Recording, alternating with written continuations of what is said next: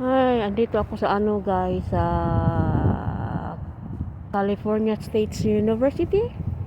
Kung saan tong babaeng anak ko nag-aaral.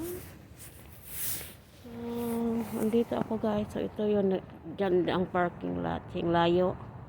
At lakad ako ng lakad dito. Exercise lang din.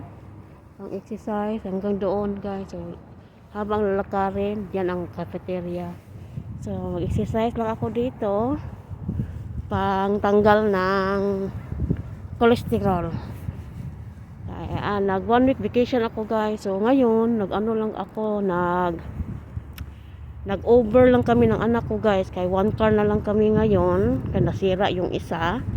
So yung asawa ko naman, hinatid yung isang anak ko. So same time kasi silang aalis ng bahay patungong school. So ako ang nagdalaga ko kaya nag-Uber. So dito. So lakad-lakad lang ako dito, exercise.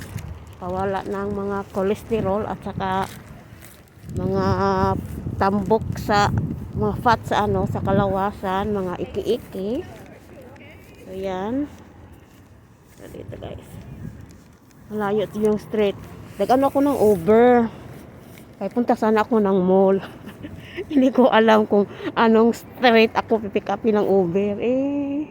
Hindi ko alam dito dito dapat sa ano, sa Dominguez College. Hindi ko alam. So hindi ko alam saan ko hanapin yung ano, yung Uber. Kinancel na lang. Malay ko so saan ako pipick upin ng Uber. So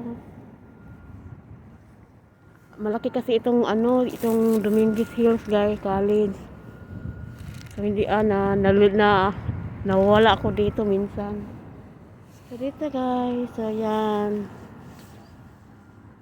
Upload lang ta kay walang ano live. Busy kasi guys, di ako maka-live. Super busy. Hatid kuha ng mga anak ko. Yung asawa ko naman, hindi na masyadong makalakad at makatayo ng matagal. Kaya sumakit yung likod niya. Lagi na lang siya nakaupo. Kung tatayo man siya, agoy. Para daw ni-rip yung katawan niya sa sobrang sakit. So, hindi over na lang ako. Baka over na ako punta ng trabaho.